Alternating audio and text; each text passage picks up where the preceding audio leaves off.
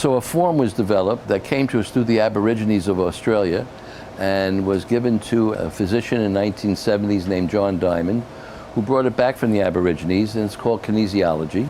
And in this kinesiological function, what was developed was that it was shown that if there is something going on in the inner forum of your consciousness as a form of belief, that your body would manifest, that is in the physical aspect, would manifest correlatively how you were thinking and what you were thinking about.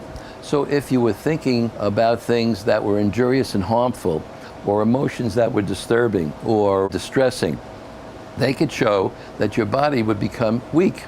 And how they did that were through various methods that they developed, having to do with the strong muscles of the body, the muscles of the arm, the muscles of the leg, sometimes the finger muscles. And what they showed was that when you're thinking in a certain way along these lines, they could just gently tap a part of your body and show that it became weak.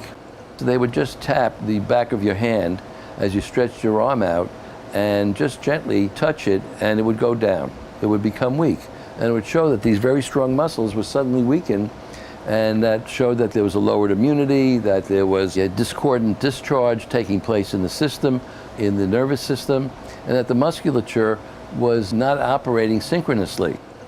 And then they discovered that if you were thinking thoughts that were beneficial to you or were constructive, and they did the same thing, your arm became stronger. So you became quite strong, or your leg.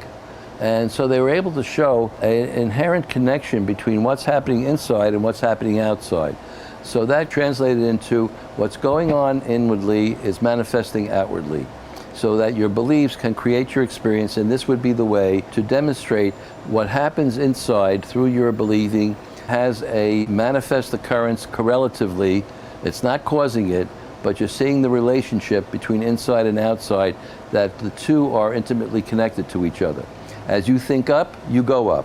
Your immune system goes up, and that's been shown in many research projects over the decades about the connection of how you are, your mood. Your mood is elevated, your immune system is elevated, your hormonal system is elevated. Your mood is down and depressed, your immune system is depressed. Your physiological functions get depressed. So they were able to show this correlative function. We use it, and there will be in the workbook that accompanies this program, will be an illustration of this kinesiology diagram. So what happens is that we use it not only to show and to demonstrate the connection between the two, but also to act as your intention, so that when we do the process of the 1-minute life repair, you use your arm and stick it out strong to remind you of your intention, what your intention is, and your intention is your new belief. We've had the experience where a person got a serious cut on her finger. She sliced her finger open. Here in the office, she sliced it open. And there was a group of us here, and we saw this huge gash, which at first was thought it required stitches, and to have to go to the emergency room, it was really gaping open. She said no, and she declined that, and she wanted to go and do the 1-minute life repair. So what does the 1-minute life repair involve? We first start out with, what is the belief that is disturbing you at this moment? What is the belief in the forefront of consciousness that's the most difficult for you? That belief at once will represent the belief, the nuclear belief or two. There's 1 or 2 nuclear beliefs that inform our life, around which our life is organized from early childhood. That belief now represents the belief that we've had that's challenged us and plagued us throughout our lives. And it's operating now. And our life is organized around this belief, which is an injurious, limiting, destructive, what we call false belief, because it leads us into cul-de-sacs and blind alleys.